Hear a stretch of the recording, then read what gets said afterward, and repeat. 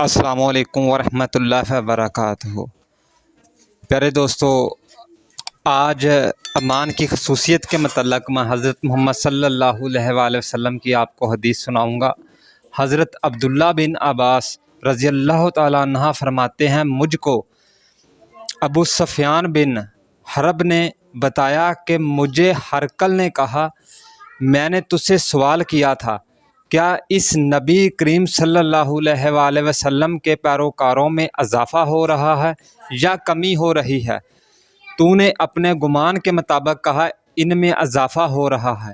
ہرقل نے کہا، امان کی نشانی اس طرح ہے کہ مثال نور ظاہر ہوتا ہے اور دن بدن اس میں اضافہ ہوتا رہتا ہے اور عبادت کی وجہ سے وہ مکمل ہو جاتا ہے۔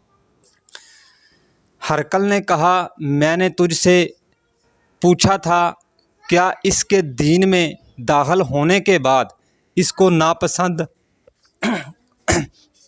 کرتے ہوئے کسی نے دین چھوڑا ہے؟ تو نے کہا، نہیں۔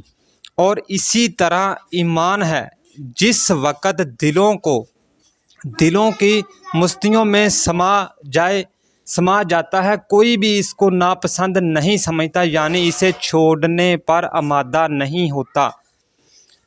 حدیث نمبر 49، باب نمبر 38، ایمان کی خصوصیت۔ پیارے دوستو، یہ حدیث حضرت عبداللہ بن عباس رضی اللہ تعالیٰ عنہ نے حضرت ابو سفیان بن حرب سے سنی۔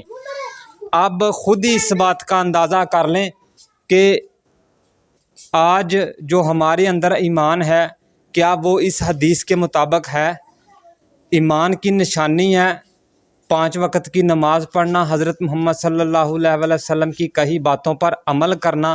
ہم ان جیسے توبہ استغفر اللہ نہیں بن سکتے، لیکن ان سے جو سنت کے ذریعے وہ ہمیں کام بتا کر گئے، کم از کم ہم وہ سنتے تو پوری کر سکتے ہیں، لیکن ہم ان کو بھی بھولی بیٹھے ہیں۔ صدقہ جاریہ سمجھ کے ثواب کی نیت سے اس حدیث کو زیادہ سے زیادہ شیئر کریں، تاکہ جو بھی سنیں، ہو سکتا ہے کسی کے دل میں یہ حدیث اتر جائے اور آخرت میں اللہ تعالیٰ ان کا بھی بھلا کر دے اور میرا بھی بھلا کر دے۔ جزاک اللہ۔